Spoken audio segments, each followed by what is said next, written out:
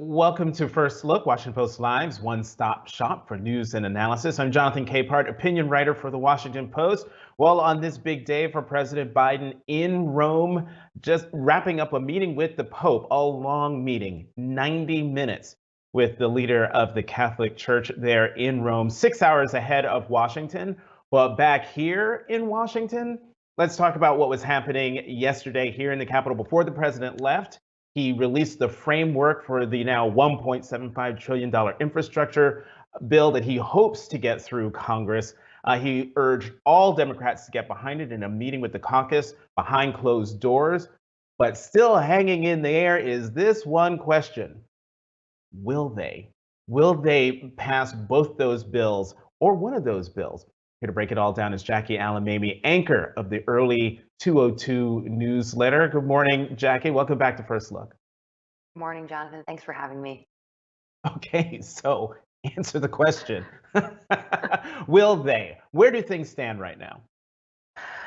Well, President Biden landed in Italy to meet with Pope Francis without the deal that he begged lawmakers to help him clinch before leaving for his trip abroad yesterday. That being said, there is some renewed optimism, notably amongst the Congressional Progressive Caucus and Pramila Jayapal, who has been leading the way on having progressives hold the line to make sure that they do not vote in favor of the bipartisan infrastructure package before there is a legislative text for the social spending bill that has come down to $1.75 trillion.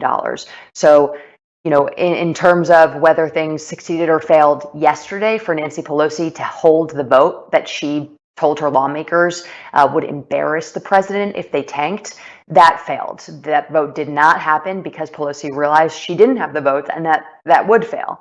So that has been postponed as now lawmakers are scrambling to write this legislative text, and so that Joe Manchin and Kristen Sinema have more time to communicate their view on whether or not they explicitly support this framework. They are the two moderate senators that have been holding this whole process up. And even though that framework was designed by the White House to appease those two, they shaved down a lot of Democratic priorities in order to get it to a workable place for them. Sinema and Manchin were conspicuously hedged around whether or not they supported and would vote in favor of that legislative framework if it were to come to the floor for a vote, the Senate. Mm-hmm. Let's go back to Congresswoman Pramila Jayapal of Washington, chair of the Congressional Progressive Caucus. And this is the thing that I find very interesting. She, meaning herself, but also the caucus, didn't shoot down this framework, didn't say that they wouldn't support it.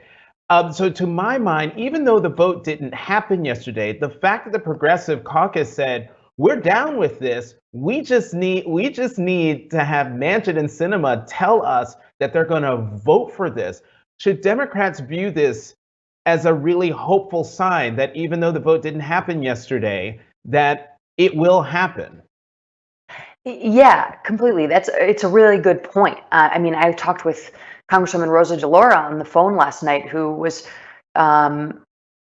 upset that some of the biggest priorities that she's worked on in the House for decades since she took office in 1990, like paid family leave and the child tax credit, that they weren't included in that framework in a way that she had envisioned and that the way that she's worked for over 10 years. That being said, she said she still would have supported the framework as is and would have supported the bipartisan infrastructure package, would have voted yes on that because she supports President Biden. She wants to get it done.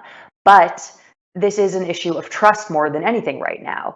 You're exactly right in pointing out that progressives, spoke favorably of this framework. They were messaging on it positively. Their issue is that they do not trust that if they vote in favor of the bipartisan infrastructure package, that after that, Joe Manchin and Kristen Sinema will ultimately support the $1.75 trillion package. They're really wary of it. You had progressive lawmakers, explicitly saying that. Juan Vargas telling our team on the Hill that he liked what the president had to say. He just doesn't know what two senators on the other side have to say. And they were really reticent to make their point yesterday. So I think, again, people just want to see the text. They want to see those assurances, and then they're ready to move forward. You know, what I thought was interesting, late last night, Congressman Jayapal was giving interviews all over the place. And it was interesting. One of the interviews I saw, she said, because that's been her demand, we need to see the text before we vote. But she said in the interview, we've got the text. We're going through it. And so far, so good, looks good. But where are Manchin and Sinema? Which leads to my question, because there's so much focus on the Progressive Caucus. But why are Senators Manchin and Sinema, particularly Sinema, so reticent about saying definitively that they support the framework or they don't? That's a really good question. It's something that I haven't been able to figure out from my sources and the lawmakers that I've been in touch with. And I don't think they are able to figure it out either, which is why you saw this vote that House Speaker Nancy Pelosi wanted to take place yesterday fail. And a big part of Biden's speech yesterday and his remarks to House lawmakers was, trust me, this is on me, do this for me. And, that even didn't push these progressives over the line to come out and sort of change the strategy that they had been taking here, because there is such distrust of these two centrist lawmakers who have sort of single-handedly dictated a lot of this process. Lawmakers thought they were close to getting this done a month ago with the $3.5 trillion package, until the whole thing was blown up by Joe Manchin and Kristen Sinema. It's very unclear why they haven't come out and fully embraced it. Maybe they're waiting for their opportunity to do so on a Sunday show. But Kristen Sinema has been, wary of doing mainstream media interviews. She has sort of stayed very quiet and terse with the press, doesn't answer that many questions in the hallways of Congress. Joe Manchin, a little less so. So I think even in his case, the fact that he couldn't just say, yes, I support this framework, I will vote for it once it comes onto the floor, was again, notable. Before I let you go, I want to, Senator Manchin, in clips that I read about, when he was asked this question in terms of are you going to vote for the framework? He's basically said, trust the president. Do you trust the president? He said, the votes are there, so trust the president. I think the fact that, Manchin and Sinema are being squirrely on this question is what keeps driving a lot of the mistrust. But that's just me. I got to get you on a question on January 6th committee here, because the news out that Jeffrey Clark has been allowed by the committee to delay his testimony before the committee because he lost his lawyer. Any idea? I mean, this is extraordinary, but any idea why Clark lost the lawyer? So, yeah, we have some indication so far. My colleagues Tom Hamburger and Josh Dawsey wrote that story last night, and they were able to report that there was some disagreement between Bob Driscoll and Jeffrey Clark, one of the top Trump DOJ officials who supported former President Trump's claims of election fraud, and sort of wanted to try to take that further and execute it by ousting Trump's sitting Attorney General Rosen, and that him and his lawyer had a difference of agreement on whether or not Clark should be cooperating with the committee, and to the extent he should be cooperating. We still don't know the full picture there of the breakup between his lawyer and Jeffrey Clark, but you're exactly right. Clark is a great person of interest for this committee, and what exactly he was talking about with the president with regards to the plan to deny Joe Biden his legitimate electoral victory. And he was supposed to appear today for a deposition. There have been dozens of people who have been subpoenaed and asked to provide records and testimony for this committee who are cooperating. And Jeffrey Clark right now, may or may not be one of them, but we don't know for sure, as he's received a continuance or an extension to be able to find a new lawyer to then potentially come back to the committee for his deposition in the coming weeks. Jackie, I think we've gone over time, but I got to get you on one more question, and it's just a yes or no. I'll be quick. Will there be a vote on both Build Back Better and the bipartisan infrastructure plan next week? We'll see. Yeah. All right.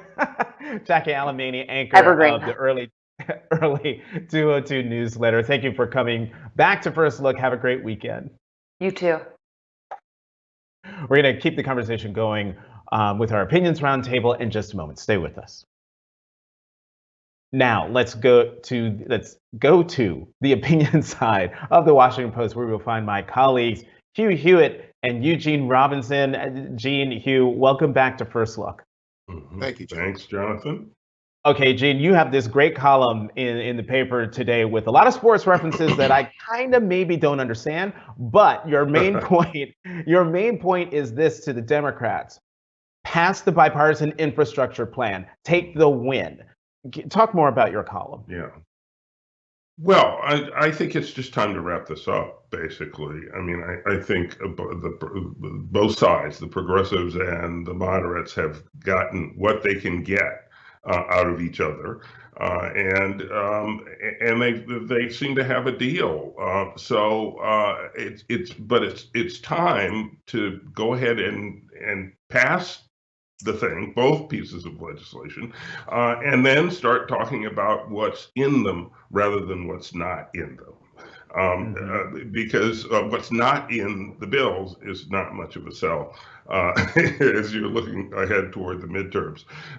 It's certainly not much of a help to Terry McAuliffe, who's fighting in Virginia in this atmosphere. It's not helping anybody at this point, including Manchin and Sinema.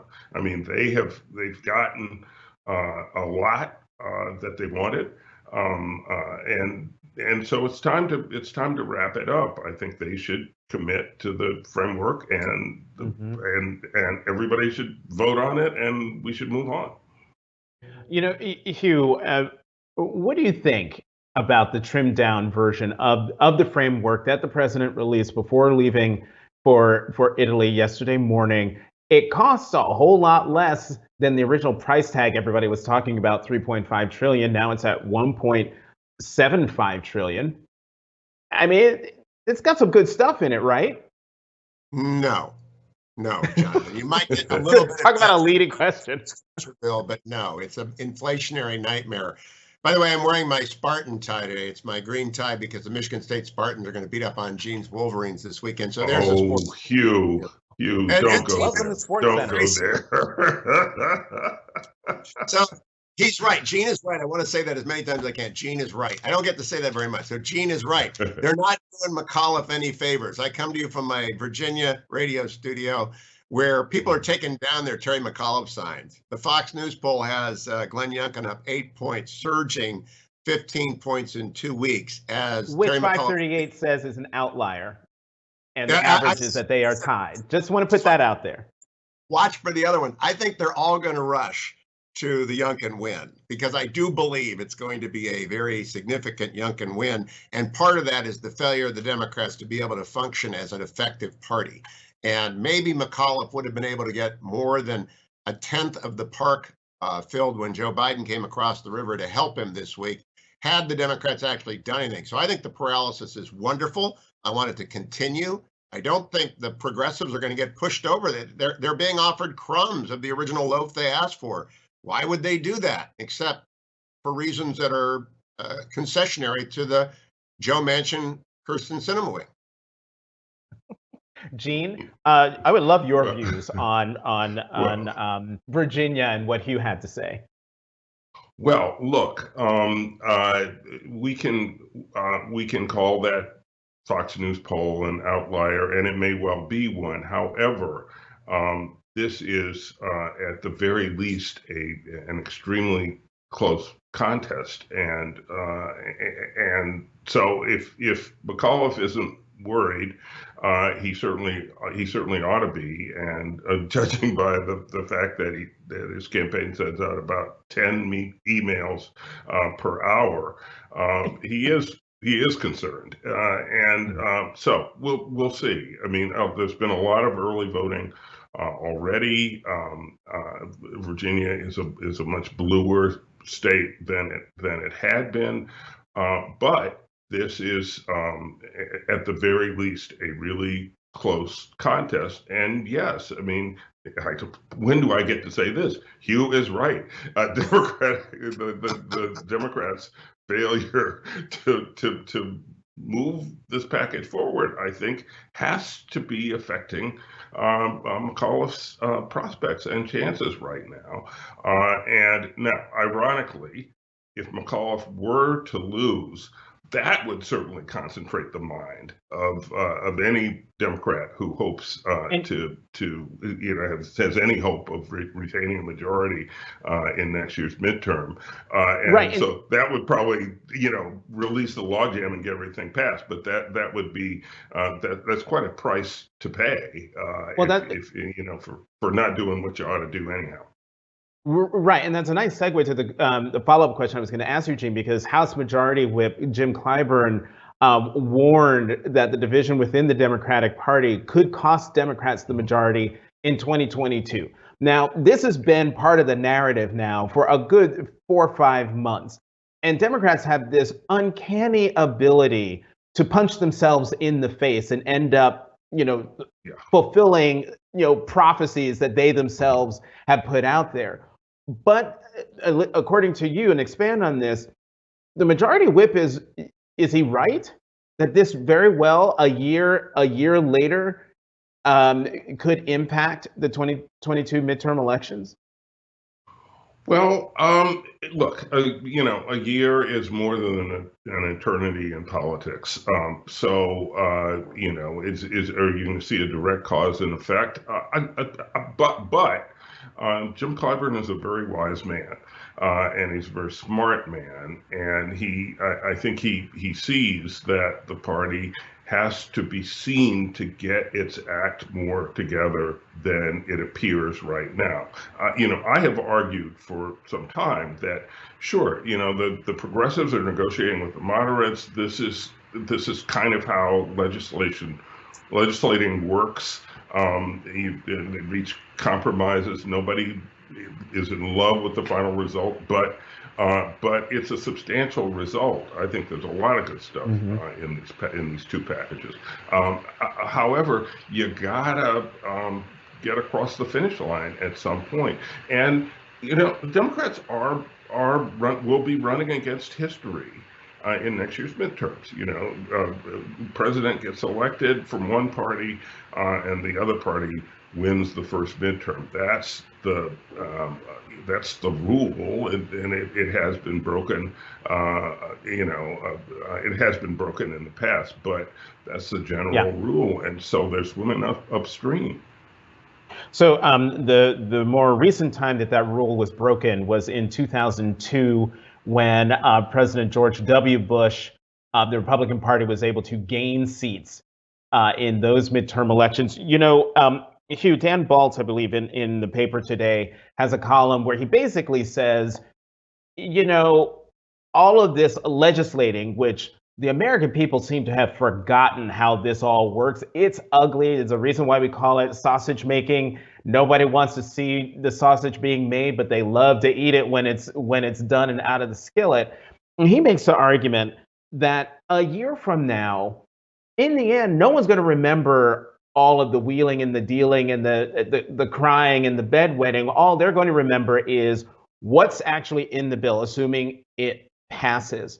And so, considering that a lot of the pieces of the Build Back Better, but also the bipartisan infrastructure plan, are things that enjoy majority support among the American people, doesn't Dan have a point that come a year from now, assuming both bills are passed, that this moment we're in right now, no one's going to remember it. What they will remember is the child income tax credit. They'll remember all of the other things that are in there that are impacting their daily lives. That's a good argument, Jonathan. And Dan Balls always. That was a question. It's a question posed as a Dan Balls point, which is a good point.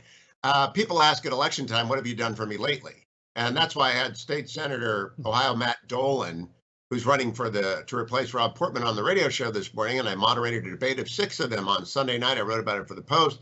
Matt Dolan's running on infrastructure.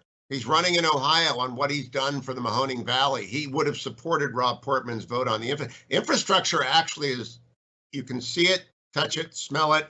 People know what it is. That's different from the Build Back Better agenda, which I think is vastly overrated in the kind of votes that it will move. But the infrastructure bill could have done a lot of good, and I'm glad the progressives killed it, because with it, they killed Terry McAuliffe's campaign.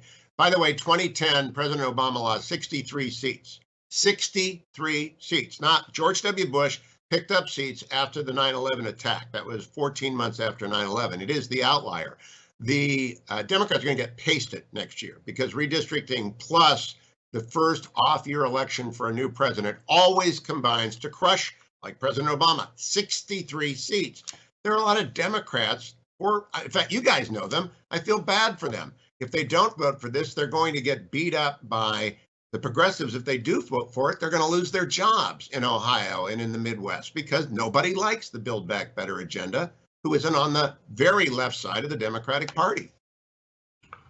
Well, I would have to disagree with that. A lot of people like the child tax credit. A lot of people like the idea of having some help with elder care. A lot of people like the idea of universal pre-kindergarten. A lot of people like a lot of what's in the bill. The more difficult marketing question for the Democrats is it's hard to sell 25 things at once. And it's difficult. It's not the kind of bill where you have the one overwhelming thing that you can sort of drive home on a bumper sticker, and so that's but as these provisions affect people's lives, I think people will like it a lot. I mean, just as we've seen with Obamacare, the first midterms, while they were arguing that, the Democrats got slaughtered. But it became law, and now people love it. It is now more popular than it ever was, than it has ever been. Actually, Hugh makes a very good point when it comes to the upcoming midterms in terms of, redistricting is going to be a problem for Democrats. Rachel Bitecofer, the election forecaster who accurately predicted the Democratic takeover of the House in 2018, I wanted her on my Sunday show on MSNBC, and I wanted her to go through House races, which of the House races we're watching, and she said can't do it because with redistricting, Democrats are gonna lose 10 seats before a vote is even cast. So Democrats are going into the midterms with an arm and a leg and maybe an eye, an eye patch going into the midterm elections. But Hugh, is there something lurking out there that could slow the roll of Republicans? Could they overplay? Yeah, Go on. Yeah, Donald Trump, if he shows up in the wrong place at the wrong time, will cost election. And I'm very aware that Amy Walter is keeping a wonderful scorecard over at the Cook Political Report on the state-by-state redistricting. Right now, it's plus 2.5 GOP seats. Illinois, by the way, the home of the worst gerrymander in the United States, because the Democrats are absolutely putting the shiv into everything that's red that moves. And that's fine. That's the way it should be. It'll happen in Texas as well. I love the process. That's what the framers intended. But right now, it's only 2.5 points because some of these independent redistricting commissions are screwing up what ought to be a political free-for-all. Colorado should have 5 Democrats and 3 Republicans. They're going to end up with 4 and 4. It's a great knockdown, drag-out battle being made worse by Democratic incompetence in D.C. That's my bottom line point. If they're not functioning well as a party, if there are 2 Democratic parties, and I think there are, that helps my team. I'm a Republican. Hugh, but I take your point because we're in the legislative sausage making process, but if they pass both these bills, that's not Democratic incompetence. I mean, the argument could be made they got it done. Are you saying that even if they get it done, the provisions of the bill will be so unpopular that it'll still hurt them in 2022? I'm saying that Obamacare crushed them, and it was passed in 2010 before the elections, and it crushed them because nobody thought it helped them. to get an infrastructure bill to actually help anyone by a year from now would have required that it be passed 6 months ago. Thank you, Progressive Caucus, for killing it. Thank you for taking away anything from Biden that will trickle down to voters by then. I'm just kind of very clear-eyed about if a Congress is going to strike, they have to strike quick. If they don't strike quick, they don't win anything for the off year. Gene, this is, I've heard Hugh say this now about 3 or 4 times. The progressives killed, they killed the bills. That's not true. No, I don't think that's true at all. I think the progressives actually have been extremely pragmatic and flexible during this whole process. And that's actually, the ones who have not 100% correct. Yeah, the ones who have not been flexible. The infrastructure bill had 17 Republicans vote for it in the Senate. Wait, yeah. Hugh, let Gene finish his point. No. Let Gene finish his point. I'm talking about the Build Back Better bill. The infrastructure bill is ready, and yes, the progressives are on board with it. But you have to understand why they see these as a package. These 2 bills, and they want some assurances on Build Back Better before they vote for infrastructure. Now, you can blame the progressive if you want. You could very easily blame Manchin and Sinema, who could have let us know much earlier what their bottom line was. They could have reached a deal rather than sort of come up with these last minute objections. And well, everybody thought they were on board with 3.5. They voted for that framework. Remember when they set up the reconciliation package, so everybody thought they were on board with that, and then they are the ones who said, well, hold it, wait, it can't be more than 1.75 according to Joe Manchin. So I think you're pointing fingers in the wrong direction. I think the progressives have been very flexible. Hugh, I'm going to get you on one last question, and we've got about 90 seconds left, so you got to be real quick. President is in the Vatican, in Italy, for the G20 this weekend, but he's going there with not so many U.S. ambassadors confirmed by the Senate, primarily because Senators Cruz and Josh Hawley have been blocking diplomats from being confirmed. The question is, are these senators harming U.S. foreign policy? Real quick. No, there's nothing going to change because Jeff Flake is in Turkey yet, even though he got confirmed. This is a replay of what the Democrats did to President Trump, and I think it's unfortunate. I think everyone ought to get a quick vote, but it's just tit for tat. Let me say the 90-minute confession that Joe Biden had at the Vatican this morning. I'm a Catholic. That's a long time to be in the box. He beat everybody. He laughed like 2 times longer than Donald Trump. I'm worried about what was going on there. I'm not so worried. And also, Hugh, on the diplomats' point, if my memory serves, then President Donald Trump had, I believe, 22 U.S. ambassadors confirmed at this point in his presidency. No time for rebuttal, Hugh. No time for rebuttal. Gene Robinson, Hugh Hewitt, we got to go. Thank you, as always, for coming. I got two words for Hugh, and he knows what they are. Go blue. Gene Robinson, Hugh Hewitt. Have a great weekend. Thank you.